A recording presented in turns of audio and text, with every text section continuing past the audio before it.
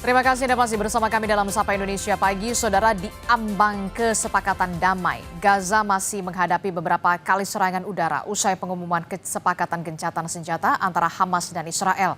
Kepulan asap yang disebabkan serangkaian ledakan membumbung di langit jalur Gaza pada Kamis waktu setempat. Ini, saudara, terjadi beberapa jam setelah Israel dan Hamas sepakat menghentikan pertempuran di Gaza guna membebaskan sandera yang tersisa. Israel dan Hamas mencapai kesepakatan mengenai rencana perdamaian setelah negosiasi intensif yang dimediasi oleh Amerika Serikat, Qatar, dan Turki di Sharm el-Sheikh, Mesir.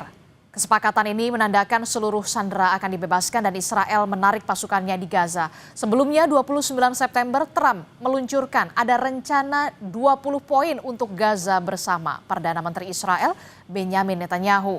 Hamas akhirnya menerima rencana ini dengan syarat perdamaian abadi dan penarikan penuh pasukan Israel dari tanah Palestina. Langsung saja kita bahas soal bagaimana kesepakatan damai Israel dan Hamas bersama dengan Guru Besar Hukum Internasional Universitas Indonesia. Sudah bersama kami melalui sambungan daring, Profesor Hikmahanto Juwana. Selamat pagi, Prof. Hik. Selamat pagi. Ya, Prof. Hik, kalau kita lihat di harian Kompas di halaman pertama, Hamas Israel menyepakati fase awal.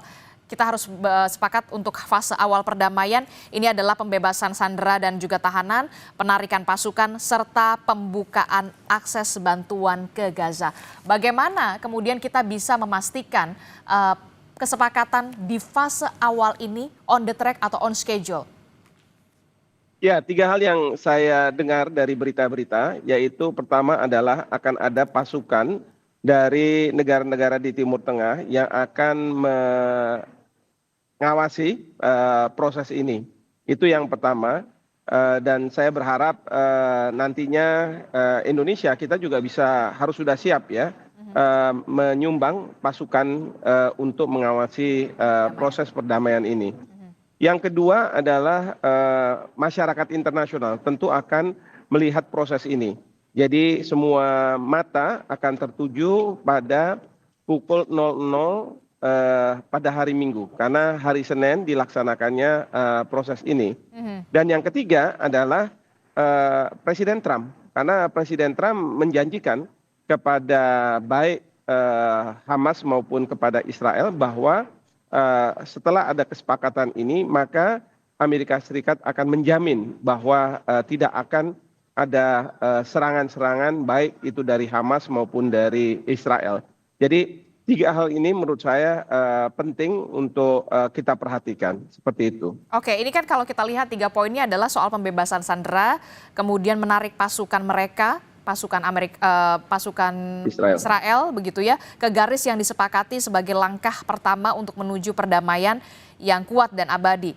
Nah, Trump juga mengatakan semua pihak akan diperlakukan secara adil. Nah, ini bagaimana? Ya, yang pasti adalah dalam proses penarikan lalu kemudian penghentian serangan, itu pada saat yang bersamaan bantuan ke Gaza itu akan dibuka seluas-luasnya. Jadi bantuan-bantuan mungkin sekarang ini sudah siap, mereka berada di perbatasan untuk segera bisa masuk ke Gaza pada pukul 00.00. Lalu kemudian yang perlu kita juga perhatikan adalah tidak lagi ada serangan-serangan karena ditarik mundurnya pasukan dari Israel. Tetapi yang kita harapkan, kita bisa melihat nanti pasukan-pasukan dari negara-negara Timur Tengah akan hadir di perbatasan dan menggantikan pasukan-pasukan dari Israel untuk menjaga perdamaian itu. Jadi ini yang dianggap adil, dan yang saya dengar kemungkinan besar Presiden Trump akan hadir pada hari Minggu pada waktu penyerahan sandera dari pihak Hamas kepada Israel.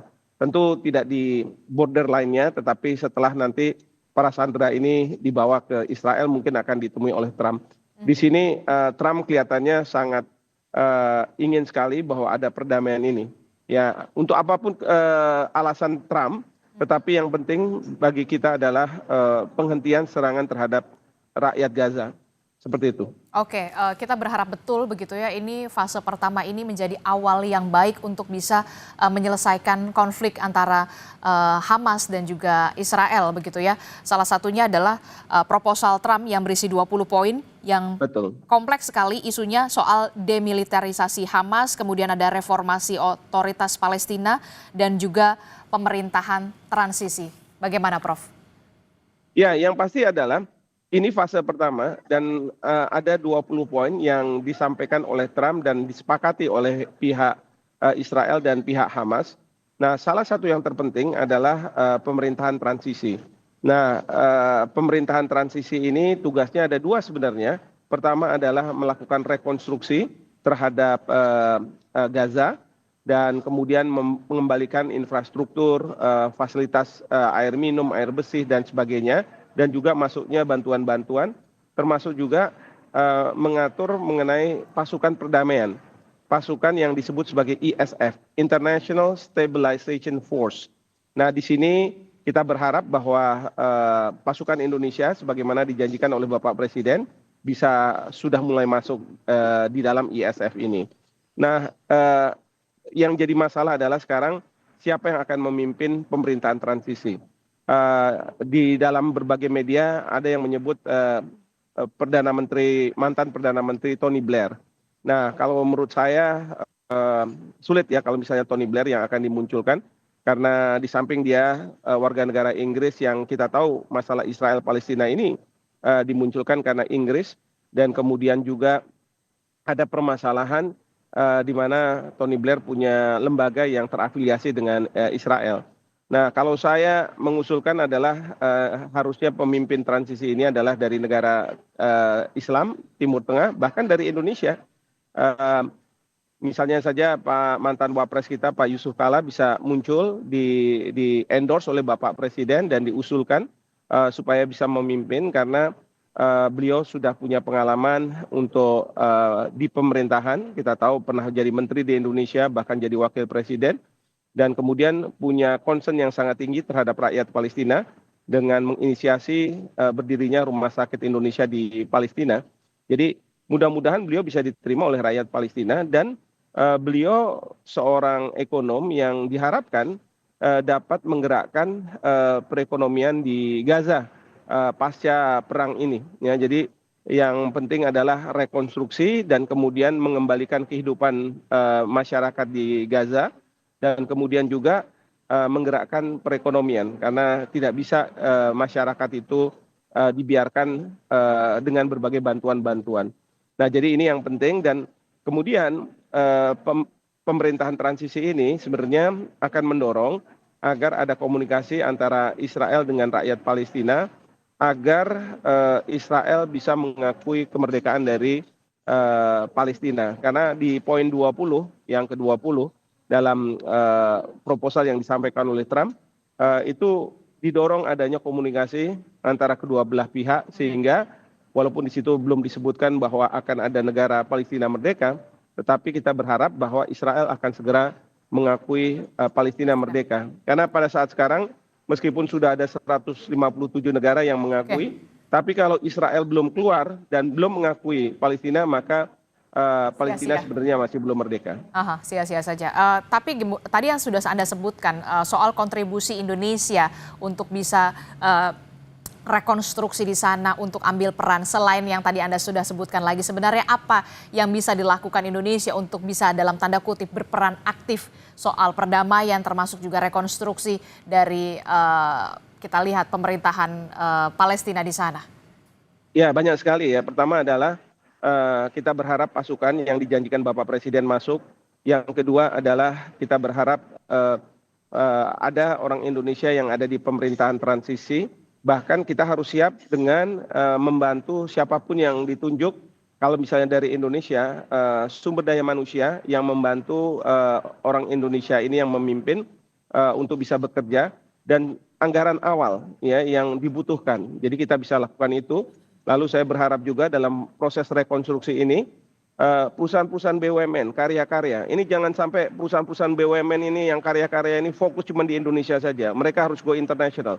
Ada kesempatan yang baik untuk melakukan rekonstruksi, lalu kemudian juga kita bisa membantu Palestina dengan dana pinjaman begitu ya. Mungkin dengan negara-negara Timur Tengah akan dibangun Asian Development Bank, di mana uang itu disalurkan lewat ADB atau Islamic Development Bank yang kemudian akan digunakan untuk melakukan rekonstruksi.